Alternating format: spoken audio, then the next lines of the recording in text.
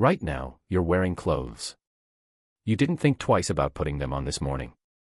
But the real answer for why you did that is far stranger than warmth, or modesty, or fashion. Your body is almost naked. Compared to almost every other mammal on the planet, you are startlingly bald. No fur. No thick coat. Just thin, fine hairs scattered over bare skin. And yet you live in deserts, in mountains, in places that regularly drop below freezing. How does a hairless ape survive in an ice age? The answer isn't biology. It's an invention. And that invention changed everything about who you became. Go back roughly 2 million years. Your ancestors are losing their fur. Not gaining it, losing it. Most animals in cold climates evolve thicker coats over time. Early humans did the opposite. Scientists believe this happened because your ancestors were becoming long-distance hunters, chasing prey for hours across open grassland under a brutal sun. A thick coat traps heat. And trapped heat kills a running body faster than any predator can. So the fur had to go. Sweat glands multiplied across bare skin instead, turning your ancestors into one of the most efficient heat-dumping animals alive. That's a brilliant solution for surviving in Africa, under the sun, at a dead run. But it's a catastrophic problem the moment you try to walk north.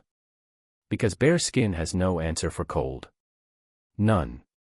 A chimpanzee's fur insulates it through a chilly night. Your skin does nothing of the sort. When early humans began migrating out of Africa, into Europe and Asia and eventually the edges of ice sheets, they were carrying a body built for the equator into a world built for extinction. So how did a nearly hairless ape end up living in Siberia? This is where clothing stops being a costume and starts being a covering that quite literally kept your ancestors alive long enough to become you. Here's where it gets strange. Clothing doesn't fossilize. Skin and fiber and leather rot away within a few centuries, sometimes far less. So how could anyone possibly know when humans started wearing it? The answer came from lice. Head lice have lived on human scalps for millions of years, evolved right alongside your ancestors. But there's a second kind of louse, the body louse, that doesn't live on skin or in hair at all. It lives in clothing, laying its eggs in the seams of fabric. Genetically, body lice only branch off from head lice once there was actually clothing to live in. No garments, no separate species. So if researchers could figure out when that split happened, they'd know, almost exactly, when humans first started covering their bodies. In 2003, geneticists Mark Stoneking and Ralph Kittler compared the DNA of head lice and body lice and calculated the point where the two species diverged. Their estimate landed around 170,000 years ago. Give or take. That means, long before agriculture, before cities, before anything you'd recognize as civilization, humans were already wrapping something around their bodies. And based on the timing, it lines up almost perfectly with when your ancestors began pushing into colder climates outside of Africa. Clothing wasn't a fashion statement. It was the technology that let a tropical animal colonize the entire planet. But here's the twist that most people never hear. Clothing didn't just protect the body. According to archaeologist Ian Gilligan, who has spent years studying the deep prehistory of clothing, the earliest garments weren't stitched outfits at all. They were almost certainly simple draped hides and furs, thrown over the shoulders, wrapped and tied. Something between a blanket and a cloak. Crude. Functional. Not made for beauty. Made for survival. And that changes something important about the world your ancestors were suddenly forced to live in. Once you're wearing something, you're hiding something. For millions of years, human bodies were simply visible. All of them, all the time. Once clothing entered the picture, a new idea entered along with it.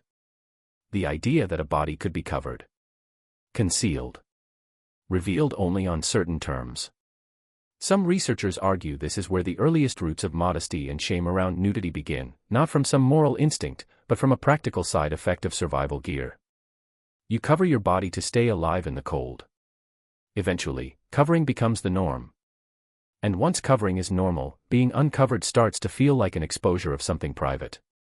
Isn't it strange to think that shame, something that feels so deeply personal, so deeply human, might trace back to a fur cloak thrown over freezing shoulders on a Siberian night? There's another twist buried in the lice data that's easy to miss. If body lice only appeared around 170,000 years ago, that means for tens of thousands of years before that, fully modern humans, with fully modern brains, were walking around Africa completely uncovered. Thinking, speaking, maybe even telling stories. Just without a single stitch of clothing anywhere on their bodies. Nudity wasn't awkward.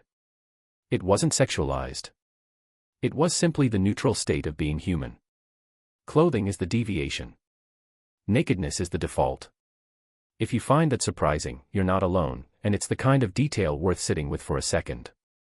What do you think came first for early humans, warmth, or the need to belong to a group with shared coverings?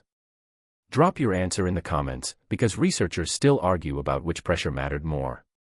And if this kind of hidden history is the thing that keeps your brain hooked, this is exactly what this channel digs into every week, so consider subscribing and sharing this video with someone who'd get just as obsessed with lice-based archaeology as you're about to be. Clothing didn't just keep humans alive. It reorganized human society in ways that still echo today. Once garments existed, they could be decorated. Once they could be decorated, they could signal something. Status. Group identity. Wealth. Anthropologists studying more recent hunter-gatherer societies have found that clothing and adornment often mark who belongs to which group, who has authority, who is being courted, who is in mourning. A piece of fabric stopped being just insulation. It became a language.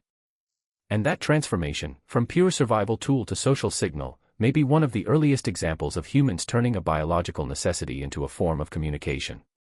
Long before writing, before spoken language was fully developed as we understand it today, your ancestors may have already been reading each other through what they wore. Think about the ice ages that followed. As the climate grew harsher, tens of thousands of years after the first louse split, clothing had to evolve again. Gilligan's research points to a second major shift: tailored, fitted garments, sewn rather than simply draped, appearing during the coldest stretches of the last glacial period. Bone needles start showing up in the archaeological record around this time, tiny, precise tools used to stitch hides into something closer to what you'd recognize as actual clothing. Sleeves. Layers. Fitted coverings that trapped body heat far more efficiently than a loose cloak ever could. This wasn't a luxury. During the height of an ice age, the difference between a draped fur and a tailored, sewn garment could be the difference between a group surviving the winter or not. Some researchers even argue that the ability to create tailored cold-weather clothing is part of what allowed certain human populations to push deeper into Ice Age Europe and Siberia than others, including regions where Neanderthals, who had lived in the cold far longer, eventually vanished.